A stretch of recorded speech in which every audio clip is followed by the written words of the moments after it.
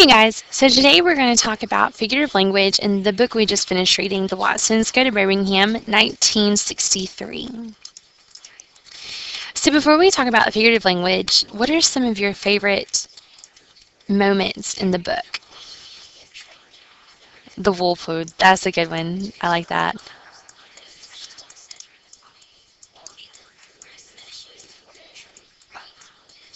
That one was really funny. Okay, what's another one?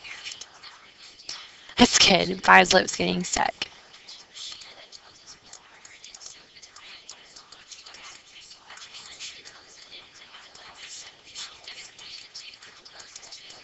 We're actually going to talk about this one later.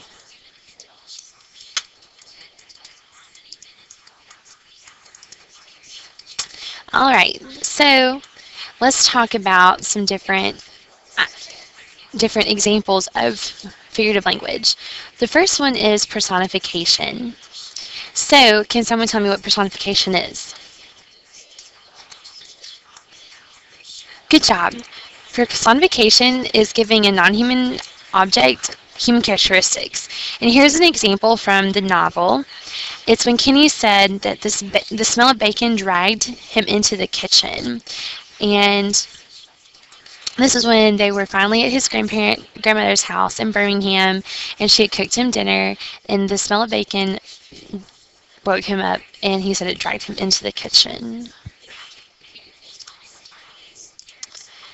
The next type of figurative language we're going to talk about is a simile. So can someone tell me what a simile is? Perfect. A simile uses the words like or as to compare one object to another to suggest that they are alike.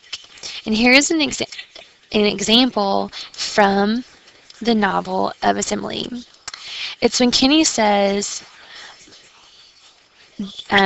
he says, I bet his lips, talking about Byron, looked like a rubber band before they snapped away from the glass. And this is when, you said your favorite moment in the book, Byron's lip was stuck to the mirror of the car before his mom finally yanked him off of it. So we've come to our checkpoint. In your groups that I put you in earlier, find examples of personification and simile in chapters 1 through 7 of the book. And when you're finished, raise your hand and I'll write it on the board. Alright, so what are some examples?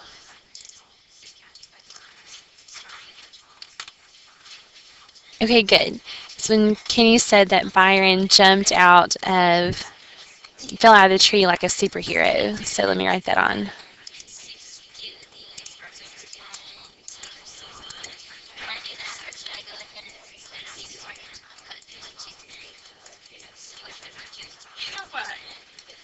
And the key thing about a simile, remember, is that the comparison uses the word like or as to make a comparison. So in here, Kenny's saying that Bill fell out of the tree like a superhero.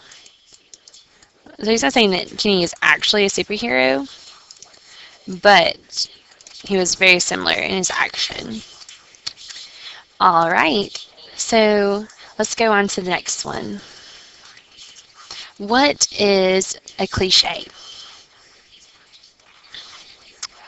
Okay, good. You kind of saw it before I put the shade up there. But a cliche is an expression that has been used so often that it's become trite and sometimes boring. So basically saying it's an overused expression that a lot of people hear over and over again. So think about some of the things that your parents say to you, like, this will hurt me more than it hurts you. You hate saying it. You hate hearing them say it, and it's kind of boring. And here's an example from the book. It's when Kenny's dad is talking to his mom, and he says, well, I'm going to let the cat out of the bag. And so he's just telling her that he's not really going to let a cat out of the bag, but he has some information that he wants to tell her that he knows she's not really going to like. The next thing we're going to talk about is hyperbole. So can someone give me a definition of hyperbole?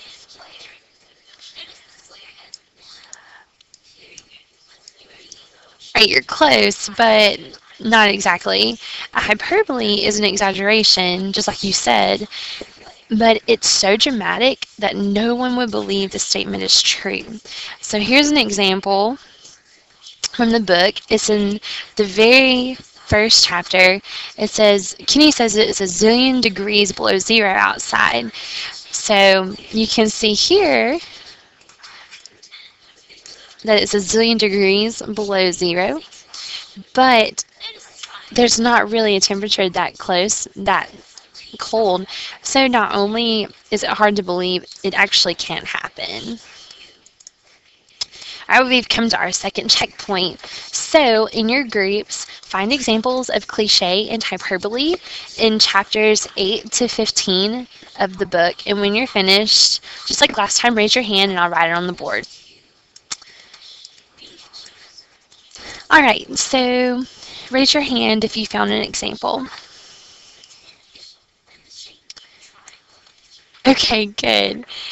It's when Kenny says that something was dead as a donut.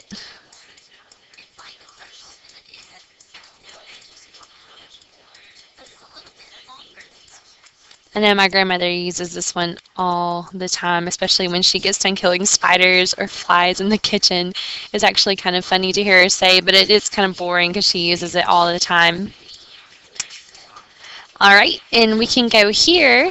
You can go to this at home and you can look up some more examples of figurative language in Watson's Guide to Birmingham. And not only can you look at figurative language, but there's also a summary of the book, and it talks about the characters and the plot and some other aspects of the book that we'll be talking about tomorrow.